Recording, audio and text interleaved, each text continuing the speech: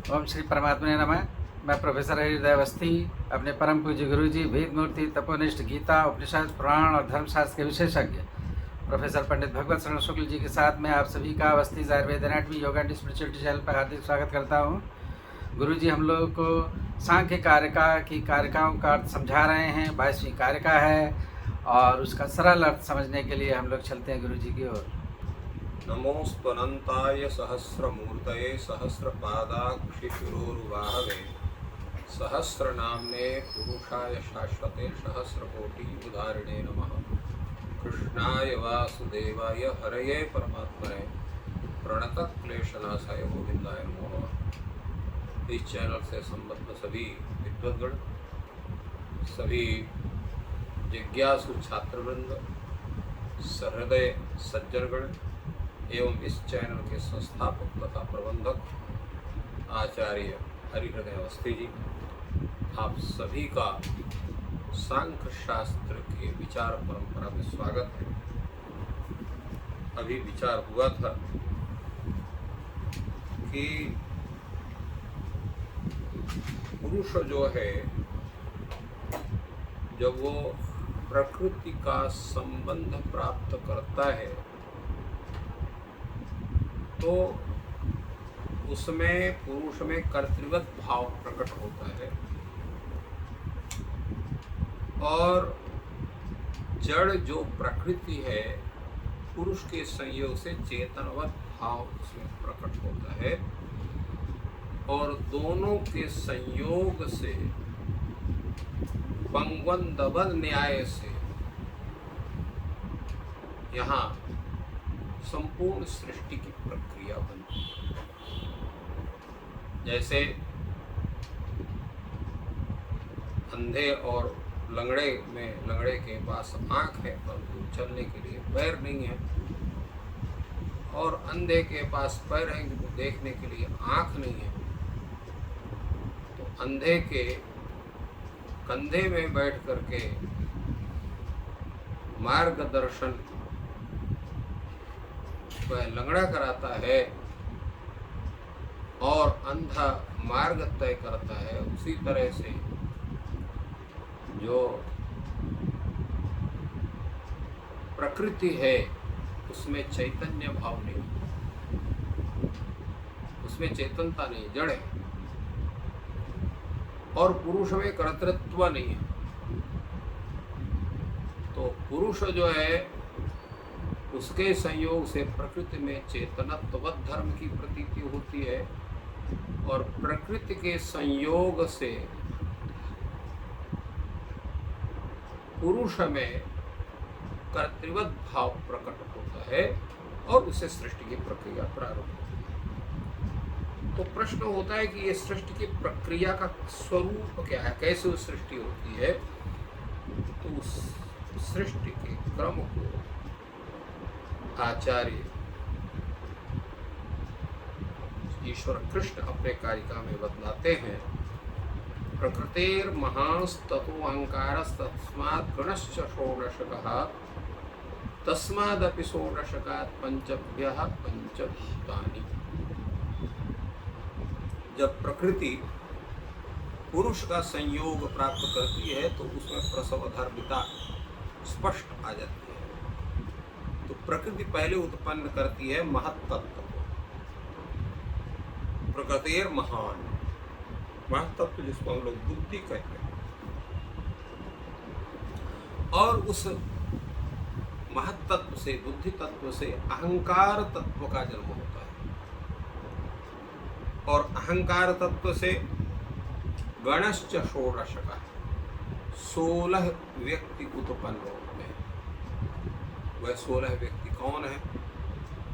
तो वो 16 हैं पंच कर्मेंद्रिय, पंच ज्ञानेन्द्रिय, पंच तन्मात्राएं और एक मन। ये 16 तत्व जो अहं तत्व से निकलते हैं। तस्मादपि षोडशकात् पंचभ्यः, और ये 16 तत्व हैं, उन 16 तत्वों के अंतर्गत जो 5 तन्मात्रा तत्व हैं उनसे पंचभूतानि 5 भूत उत्पन्न होते हैं। इस तरह से कारिका के इस स्वरूप से आचार्य ईश्वर कृष्ण ने संपूर्ण सृष्टि के क्रम को बतलाया और उसी सृष्टि क्रम को अपने शब्दों में इस कारिका की व्याख्या करते हुए आचार्य वाचस्पति मिश्र कहते हैं प्रकृति ही अव्यक्तम।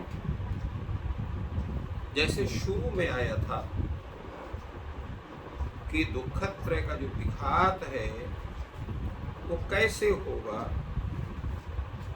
और दुखत्रय के विघात के विषय में जो चर्चा हुई, उस चर्चा के अवसर पर आचार्य ईश्वर कृष्ण ने कहा था व्यक्ता व्यक्तज्ञ विज्ञानात्।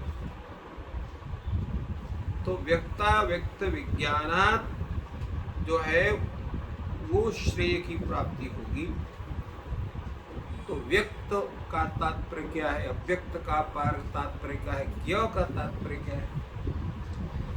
तो व्यक्त का मतलब होता है महदादि, अव्यक्त का मतलब होता है प्रकृति, और ज्ञा का अर्थ होता है पूर्ण। तो यहाँ पर उसी बात को स्मरण कराते हुए आचार्य वाचस्पति कहते हैं प्रकृति है अव्यक्त। प्रकृति तत्व क्या है, ये अव्यक्त है।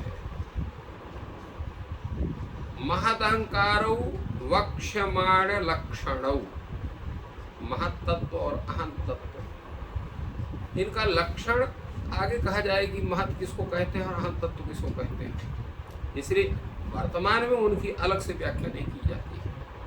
किंतु महदादि जो है वो व्यक्तत्वेन कहे जाते हैं। और इसी तरह से जो एकादश इंद्रिय है अर्थात पंच कर्मेंद्रिय, पंच ज्ञान इंद्रिय और मन को उभय इंद्रियात्मक माना जाता है। इनके भी लक्षणों को आगे बताया जाएगा, स्वरूप को आगे बताया जाएगा। और तन मात्राणी पंच, ये 5 तन मात्राएं भी हैं। तो इनको सबको मिला करके ये 16 संख्या होती, इसलिए कहा है षोडश संख्या प्रविता गणा षोडश का। यह षोडश का स्वरूप है। 5 ज्ञानेन्द्रिय, 5 कर्मेंद्रिय, 5 तन्मात्रा और मन। 5 15 और 1 16, ये 16। तस्मादपि षोडशकात् अपकृष्टेभ्यः पंचभ्यः तन्मात्रेभ्यः पंचभूतानि आकाशादीनि। ये बतला रहे हैं आचार्य वाचस्पति। वह जो 16 का समूह है, तो उन 16 समूहों से अपकृष्ट जो ये 5 हैं तन्मात्राएं जिनको हम कहते हैं, इन 5 तन्मात्राओं से पंच महाभूत की उत्पत्ति होती है। तो उत्पत्ति का स्वरूप क्या होगा, कैसे पंच तन्मात्राओं से पंच महाभूत होंगे।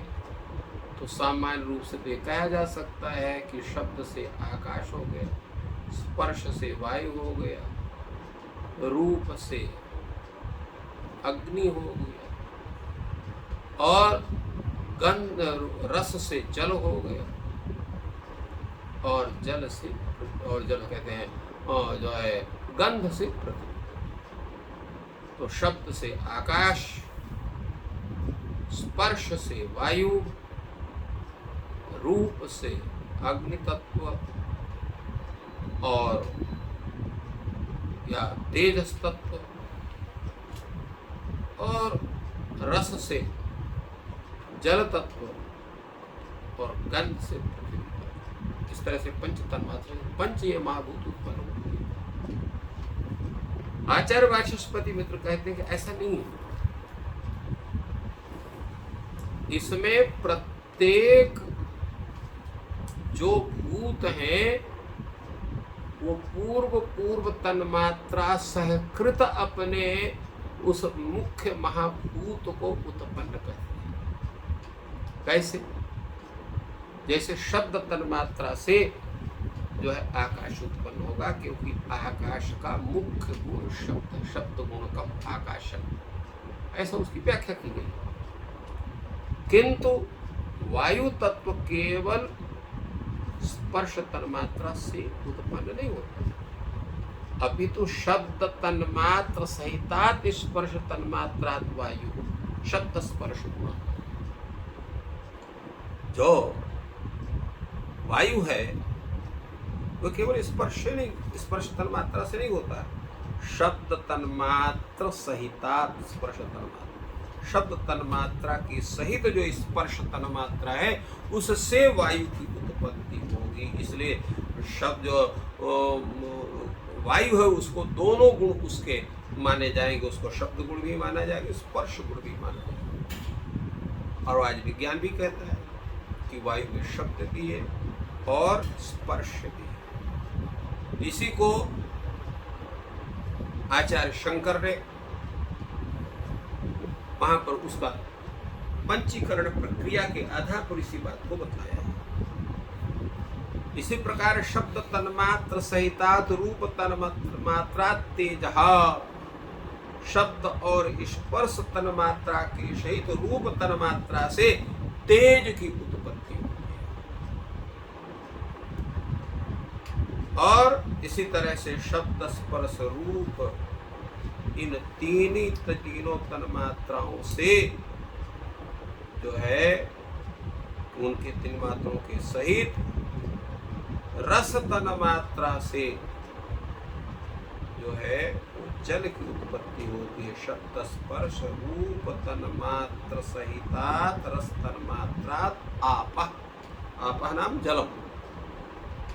तो शब्द स्पर्श रूप इन तीनों तन्मात्राओं के सहित जो रस तन्मात्रा है उससे जल की उत्पत्ति होती है। और ठीक इसी ढंग से शब्द स्पर्श रूप रस गुण रूप रस इतने तन्मात्राओं के सहित जो गंध तन्मात्रा है उससे जो है पृथ्वी उत्पन्न होती है। तो पृथ्वी के फिर कितने गुण हो जाते हैं? शब्द स्पर्श रूप रस गंध, ये पांचों गुण उसमें होता है। पृथ्वी में शब्द भी है, स्पर्श भी है, रूप भी है, रस भी है, गंध भी है, ये पांचों गुण उसमें प्राप्त होते। तात्पर्य हुआ कि आकाश में केवल एक शब्द गुण है और शब्द तन्मात्रा से उसकी उत्पत्ति होती है, किंतु वायु शब्द के साथ साथ वह स्पर्श तन्मात्रा से उत्पन्न होता है और इस कारण से उसका शब्द भी गुण है, स्पर्श भी गुण है। और शब्द स्पर्श के साथ रूप तन्मात्रा से स्पर्श का जो है तेज की उत्पत्ति होती है। इसलिए इसके तीन गुण होते हैं, शब्द स्पर्श रूप। और शब्द स्पर्श तन्मात्रा रूप तन्मात्रा के सहित रस तन्मात्रा से जल की उत्पत्ति, इसलिए जल के शब्द भी उसका गुण है, स्पर्श भी गुण है, रूप भी है, रस भी, सभी उसके गुण होते हैं। और शब्द स्पर्श रूप तन्मात्रा के सहित गंध तन्मात्रा से पृथ्वी की उत्पन्न होती है, इसलिए पृथ्वी के शब्द से रूप रस गंध ये पांचों गुण उसके माने जाते हैं। अब ये प्रश्न होता है कि फिर ये पांचों गुण माने जाते हैं या चार गुण माने जाते हैं या तीन गुण माने जाते हैं या दो गुण माने जाते हैं, तो इनका फिर मुख्य स्वरूप कैसे होगा? क्योंकि नियम तो यही है कि शब्द तन्मात्रा से आकाश, स्पर्श तन्मात्रा से वायु और जो है रूप तन्मात्रा से तेज, रस तन्मात्रा से जल और गंध तन्मात्रा से पृथ्वी। तो उसका ये है कि ये जो पांचों हैं, इन पांचों का सर्वाधिक तत्व वह मुख्य तत्व रहता है जिससे उस भूत विशेष की उत्पत्ति हो। जैसे आकाश में शब्द के अतिरिक्त और किसी प्रतीति नहीं हो, इसलिए इसे शब्द बता दिया, किंतु शब्द के साथ स्पर्श गुण हो गया। इसी प्रकार तेज में रूप तन्मात्रा का अधिक होने से रूप तन्मात्रा उसका विशेष हो गया। इसी प्रकार जल में रस तत्व का प्राधान्य होने के कारण रस तत्व होने से रस की प्रधानता हो गई, तो रस तन्मात्रा उसके लिए विशिष्ट हो गई। इसी प्रकार जो है पृथ्वी में गंध का स्वरूप अधिक है, इसलिए भले वो चारों हैं परंतु गंध का अधिक होने से गंध तन्मात्रा पृथ्वी का मुख्य माना जाता है। तो इस तरह से इन सभी के उत्पत्ति का जो ये पूरे 24 तत्व हैं पुरुष को छोड़कर, तो क्योंकि सृष्टि की प्रक्रिया पुरुष की बनती है प्रकृति के साथ संबद्ध होने, और सृष्टि का क्रम जो चलता है वो प्रकृति से ही चलता है। इसलिए प्रकृति को पुरुष के सहित जो प्रकृति है वो 2 तत्व हो गए, और महदादि ये जो है ये 22 तत्व हो गए। 22 तत्व कैसे हो गए? तो 5 हो गए, तो मैंने 1 तत्व हो गए आपका बुद्धि तत्व, दूसरा तत्व हो गया अहम तत्व, 2 तत्व ये हो गए। और एकादश इंद्रिय ये हो गए, तो 13 तत्व हो गए, और 2 तत्व पहले 13 2 15 तत्व हो गए। अब पंच महाभूत हो गए और पंच तन्मात्रा 10 तत्व ये हो गए, कुल मिलाकर के पूरे 25 तत्व ये होते हैं। तो पंचविंशति तत्व ये पूरे के पूरे सृष्टि की प्रक्रिया में इनकी पूर्ण भूमिका होती है सांख्य शास्त्र के अनुसार। इस तरह से इसका सृष्टि प्रक्रिया का सूक्ष्म विचन आचार्य ईश्वर कृष्ण कारिका के रूप में और आचार्य वाचस्पति मिश्र ने अपने व्याख्या के रूप में इसको संपादित किया। तो इस प्रकार गुरु जी ने इस कारिका में पुनः जो सांख्य के 25 तत्व हैं उनसे सृष्टि विकास कैसे हो रहा है उसको सरल शब्दों में समझाया। ईश्वर आपकी सहायता करें। आपका दिन शुभ हो।